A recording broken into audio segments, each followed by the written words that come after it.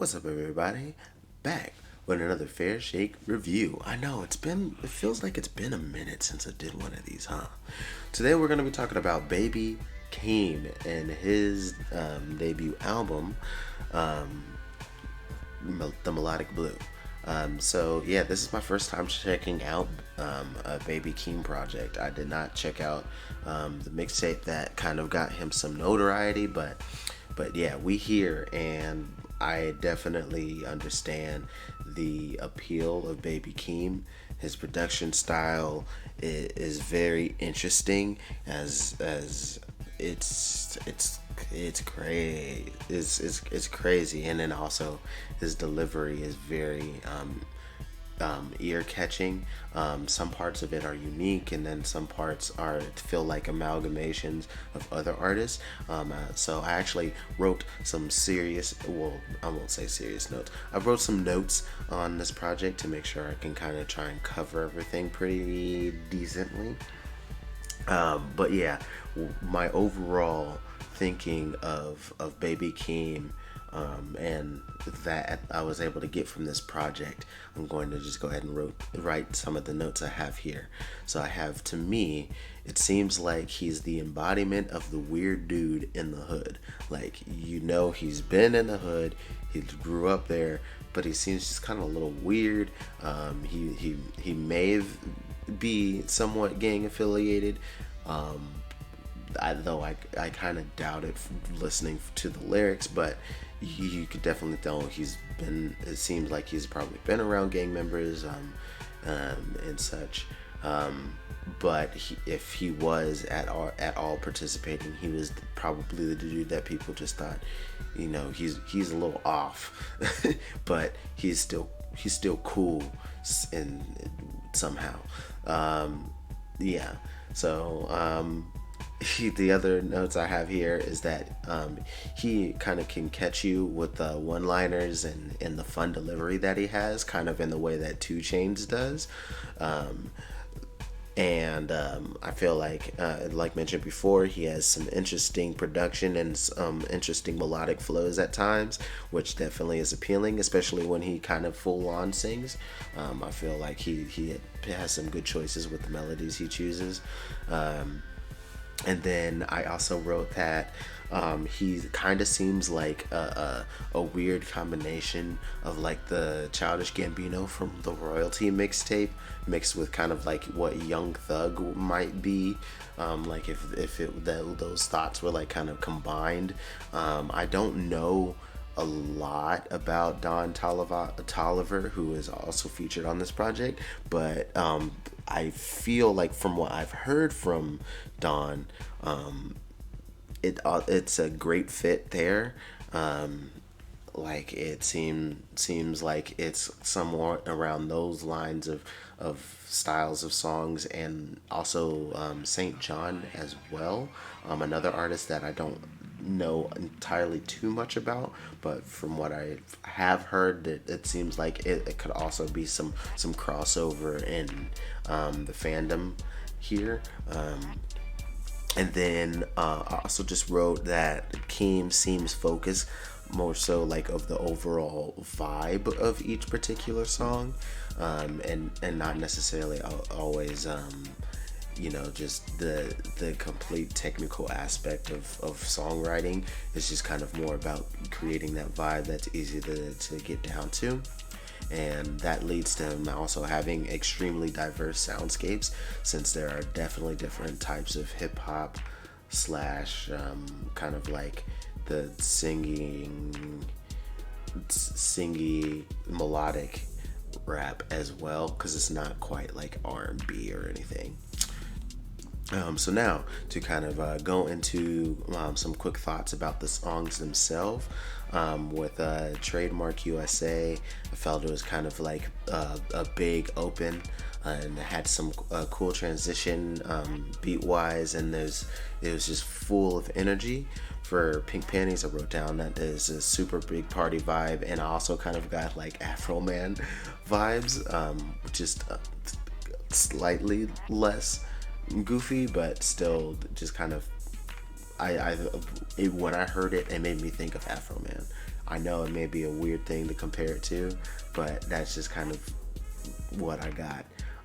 For Scapegoats, I was like, yo, this is a freaking cool, soulful sample, and the storytelling in it was very straightforward. I really enjoyed that, and it happened to be one of my favorite tracks on here. Then we get Range Brothers of Memedom fame, one of two of the Kendrick collaborations, and so what I wrote is so many beat switches. There's so many. I really like the strings on the second part of the beat switches. I thought that was a really cool addition. The ad libs from Kendrick are especially like it's too much, man. As in, it's funny.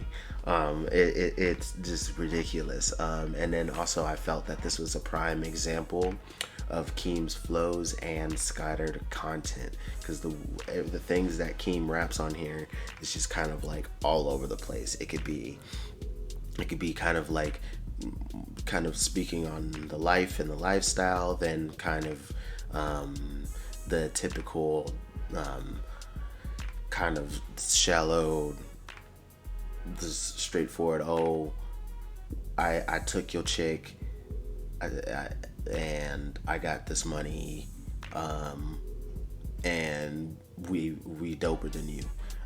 It can just kind of be all over the place, and I felt like this was a prime example of that on this song. But yeah, top of the morning. So 5, which is Issues. I felt like this was kind of pretty deep, and it's kind of like to me, I got like a mix of Kanye, Cudi, and Drake, and I thought it was kind of a hit, Baby Keem being a little bit more serious, and thoughtful, although does still seem kind of vague, kind of surface level, despite it definitely seeming very personal. Next, Gorgeous.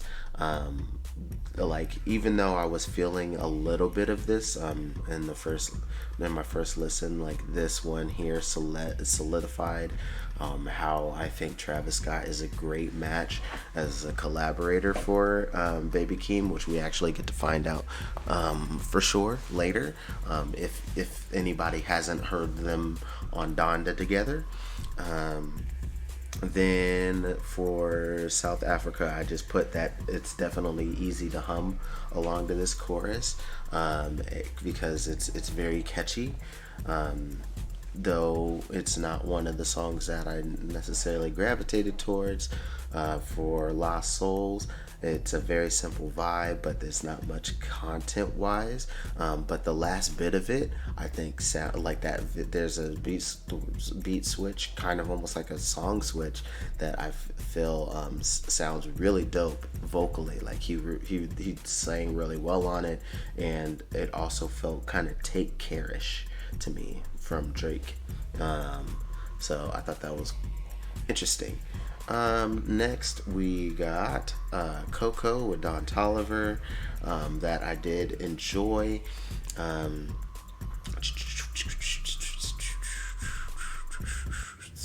I just lost my place. Put that it was very bouncy, and I thought the whistle part in the last verse really left an impact.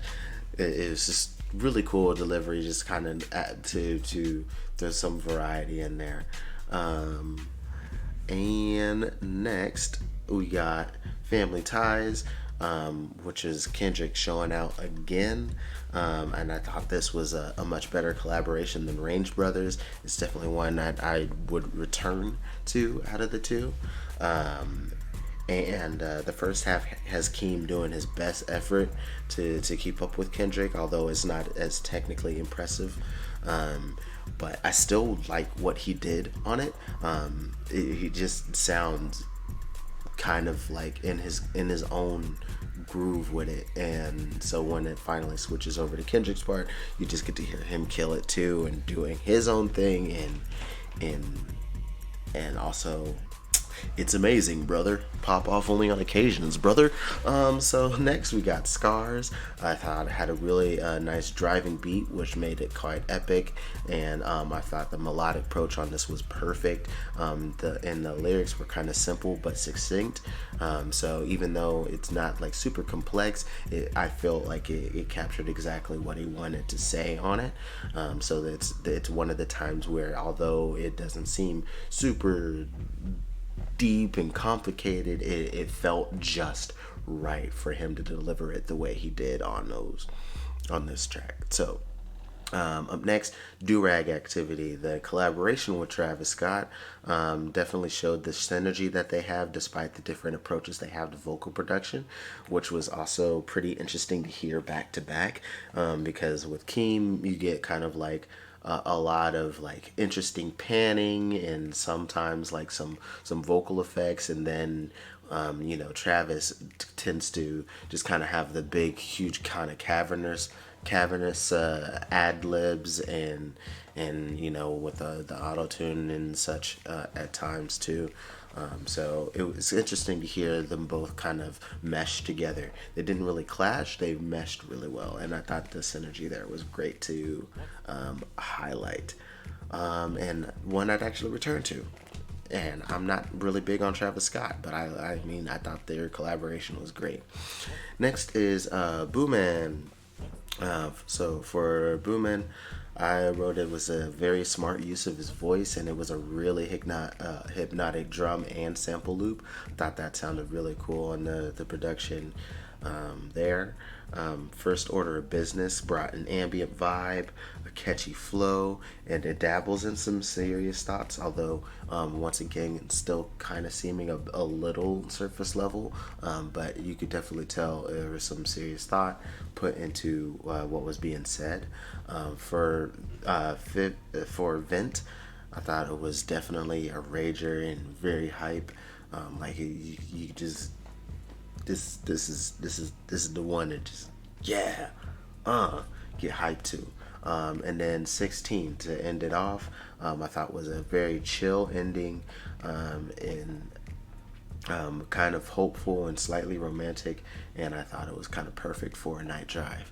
So yeah, that is kind of my quick run through the album and what I thought of it. I think that despite sometimes Keem not necessarily being the most technically skilled artist, he definitely brings such a character to each of the tracks that it's kind of infectious, and the production itself, being how crazy and varied that it is definitely something else to kind of keep you engaged throughout.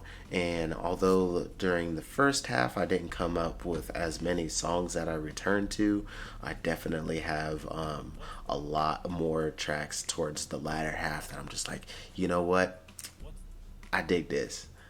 Like, I really dig this. I'd like to add this to the playlist. But yeah, I do think gorgeous scapegoats are and family ties, and probably do-rag activity will probably be the strongest contenders as the favorite. And I think it's pretty interesting listen. Pretty interesting listen. That's what I think. Tell me what you guys think down below. I would love to know what you guys think of the project. You can hit that like button if you enjoyed, and subscribe for more reactions and reviews. And if you'd like to help support your boy continue to keep up this content, I do have a Patreon that is linked in the description on YouTube. Patreon.com/Blipmaster5 if you'd like to help support me, and if you'd like to support the leader of the blog, you could also go to Muddy Colt Miko to support her. So yeah, until next time, much love, peace.